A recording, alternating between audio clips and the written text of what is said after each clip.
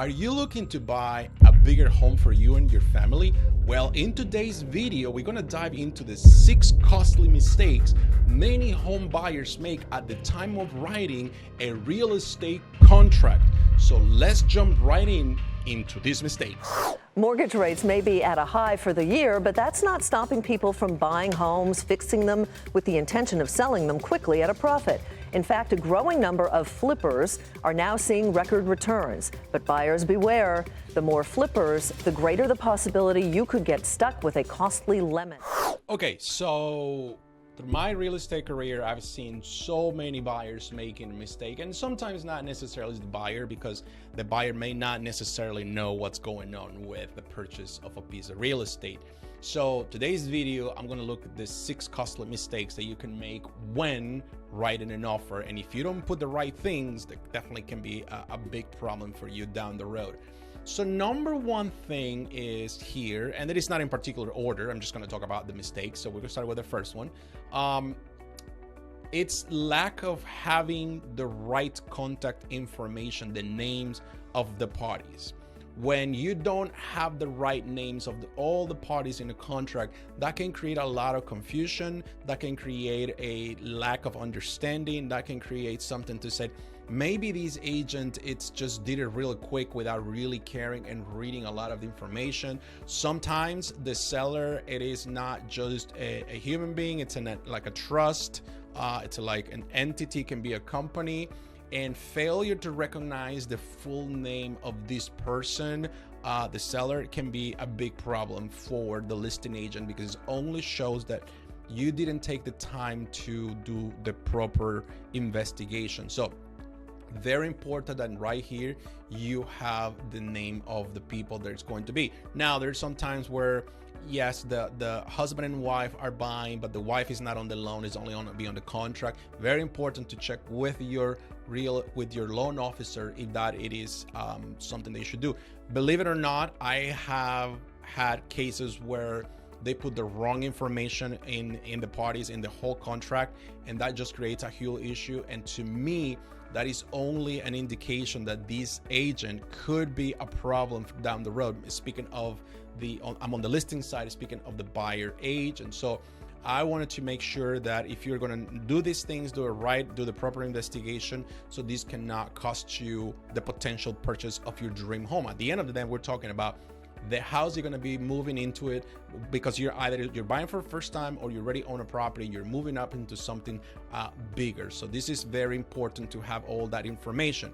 The very next thing is right here on part 3, and this is a residential real estate contract for the state of Maryland and Washington, D.C. The very next thing it says in here, says the financing, the aspect of the financing. That will be the very next mistake. A lot of people sometimes don't do the proper investigation. And I'm speaking of the buyer agent. It's very important that when a buyer come to you as a real estate agent, and this person already has a relationship with the loan officer, you need to connect with that loan officer immediately. You need to understand the type of program that they are going to be using. It's a VA loan, conventional, FHA. What kind of down payment are they going to be putting? What kind of contingencies are we allowed to put into this? Is there a minimum on the credit that the purchaser can receive? The time frames of the contingencies. So you see, it's a lot of things that are very important to do. So some people can say, well, it doesn't really matter, Robert, because at the end of the day, you put 20% of the down payment and financing 80%. But when the problem comes is when the loan may not go through and there is an issue with that, right? So you got to be very careful when it comes to those things, how you want to present here. Very clear, very understanding on how the financing is going to work. Again, the seller is in addition to the highest sales price, it's looking for the most qualified buyer that can take this transaction to the finish line with the less amount of headaches. So it's very important. This whole section 3, C, D are very, A, B, C, and D are very all completed. so that it's a deep understanding of the type of financing it is. In addition to that, as a buyer's agent, when an offer is submitted to a listing agent, the loan officer should be copied on these things, so the loan officer can jump right on into this, because the loan officer is the one that knows the finances, not the real estate agent. That doesn't mean that you shouldn't understand, but that's the other thing. So here's what I see one of the biggest mistakes. I'm moving to the next one. This is one of the biggest mistakes that I've seen, is the deposit. A lot of buyers have the conception that they should only put a little bit of money, not all of the money. They are buying a house for $500,000. They're putting 20% down, so that is $100,000. They have $150,000 in the bank, but they only want to put a deposit of $5,000. You see, that sends that totally wrong message to the seller, because you have all this money, but you're only willing to risk this little. That doesn't show that you're not committed to purchase a real estate. It's a non-commitment. And there are a lot of people out there that have issues with commitments. Well, this is one of the big issues that you have. So if you are not willing to commit to a nice deposit, your offer can just be thrown into the trash. And I have so many people said to me, if your deposit would be higher, we would be able to work with you guys, but because the deposit was very low, the seller didn't feel confident, didn't feel like you guys were serious. And this has nothing to do, we coach our clients and tell them what they should do. Some listen, some don't, and that's just how the way it is. They just learn in a way that sometimes is not a good thing. So this is very important, that the deposit, it always should show a sign of commitment. The bigger the deposit, the more committed the buyer it is to the process.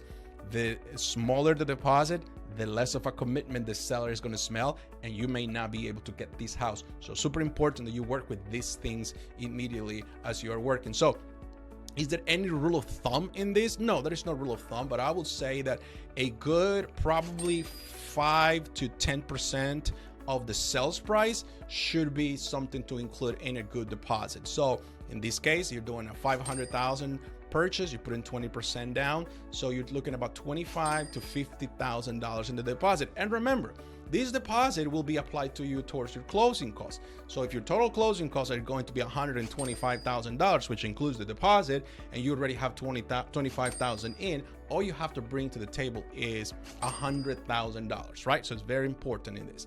So another thing is the settlement.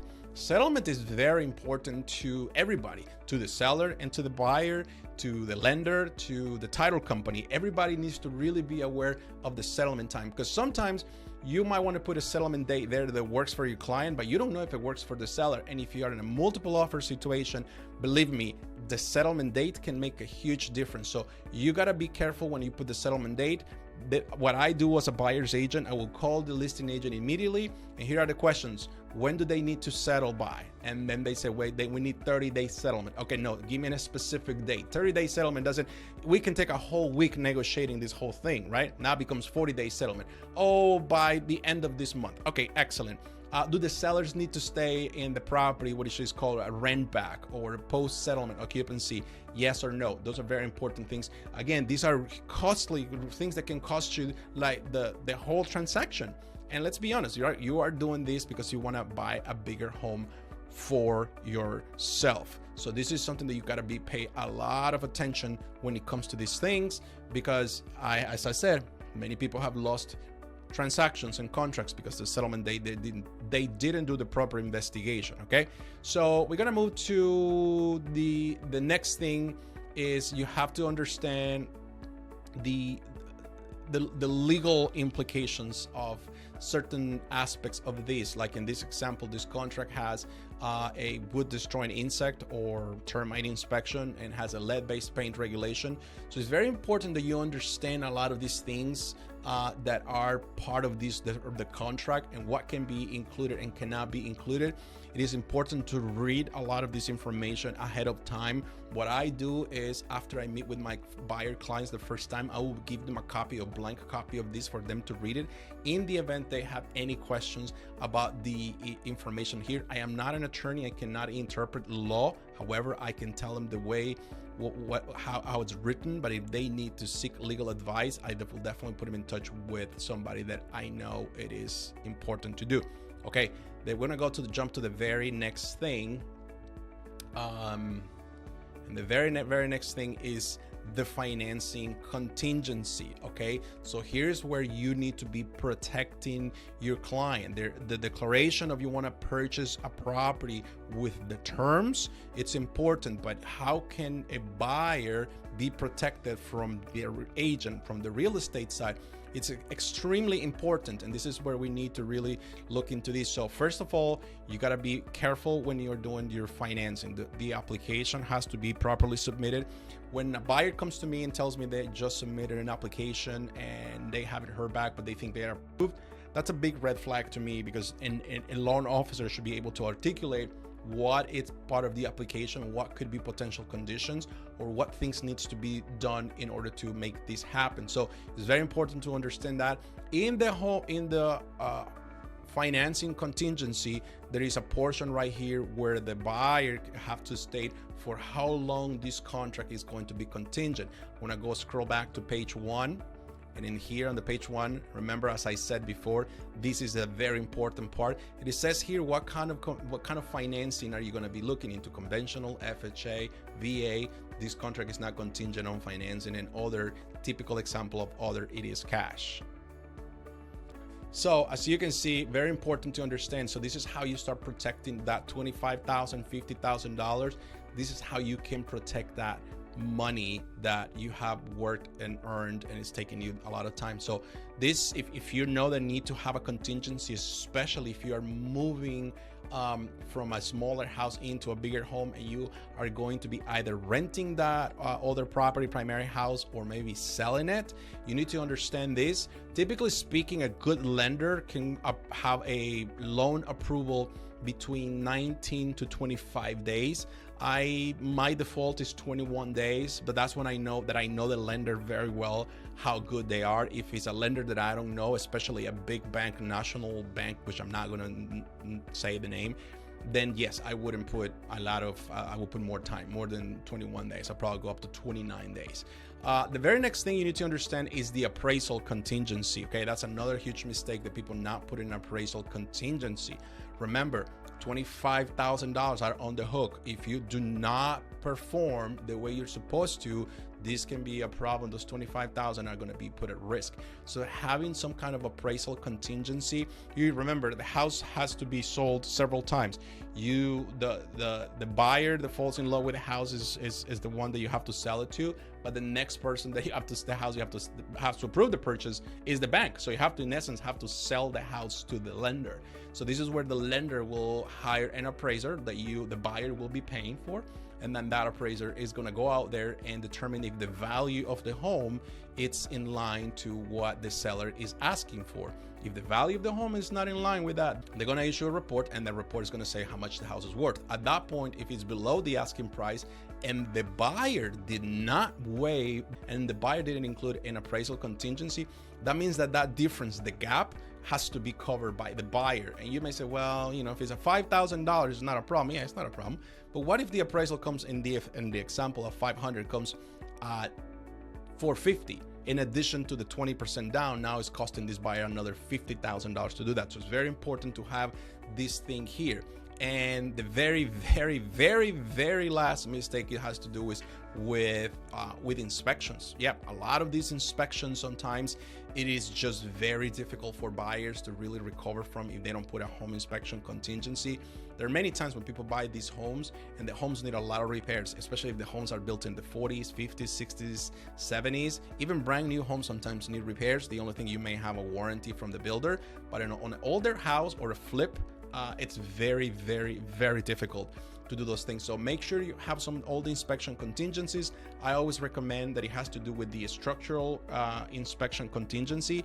And in this case, you should also do with the right to negotiate or right to cancel. If you only do right to negotiate, it's very hard to cancel. If you only do right to cancel, you cannot negotiate any repairs or credits. So I will prefer that you put both the right to negotiate and cancel, so that way you can decide if the $10,000 worth of work it's even worth presenting to the seller, or it's better to cancel and then you receive the $25,000 money back. So it's very important to know those things. Another inspection that we like in our area, it is the radon inspection. Remember, radon, it's a gas that is 6 times heavier than oxygen, so it tends to stay in the lower portion of a property. In this case, it's a basement, and it is being also known to have some potential brain damage to toddlers and babies that are at that crawling age. So typical inspection for the home inspection before, I will say 7 to 8 days. For the radon, it takes a little bit longer because I have to send the results to a lab. No more than 9 days, I will just probably say. Other inspections you can do is a chimney inspection, of course, if you have a chimney. If there is the water is not in a public sewer or a water, if it's in a well and septic, very important to include well and septic. And for us, both well and septic have a dollar amount that has to be stipulated up front that the seller will commit to spend in order to fix those 2 things. So it's very important you put those things ahead of time. You can also have a chimney inspection, the termite inspection, of course, it's a given. So those are the things that can really put at risk your money, and that can cost you thousands of dollars. You see, the best thing you can do is be extremely aware and informed of the defects of a property. Whether you want to buy with those defects or not is going to be your decision, but at least if you know and you want to have a budget of potential repairs, that's a better thing than just really blindly buying a house that it does not have any sort of understanding what it is. And when you are a first-time home buyer, and if you already have kids, you have a family, the last thing you want to know is when they have to have a bunch of contractors coming in and out of your property just to talk about these things. So it's very crucial to you to do these inspections. Do me a favor, drop some comments below if you bought a house in which you put some inspections and contingencies, or you bought it without. And if you bought it without, talk to me about any potential damages and repairs you have to face after you move into the property. Be curious to know what is happening within the last 2-3 years, where a lot of buyers have been actually pushed to buy houses without inspections. I am sure that in the next 2 or 3 years, we're going to hear some stories about some of these things that have been happening, and some sellers that were not truthful about the condition of the property. So it's a lot of good things. So drop me a line here in these comments. Remember, if you're really looking to make a move to this area, or you need help finding a real estate with any other place in the United States, feel free to drop me a line here, or you can schedule a Zoom call with me. It's free. You can have a consultation to talk about your specific situation. And do me another favor, just like that button and subscribe to the channel. I promise every week I will continue to bring you the best content that is out there in real estate. And that's it for today. Have a good day. Bye-bye.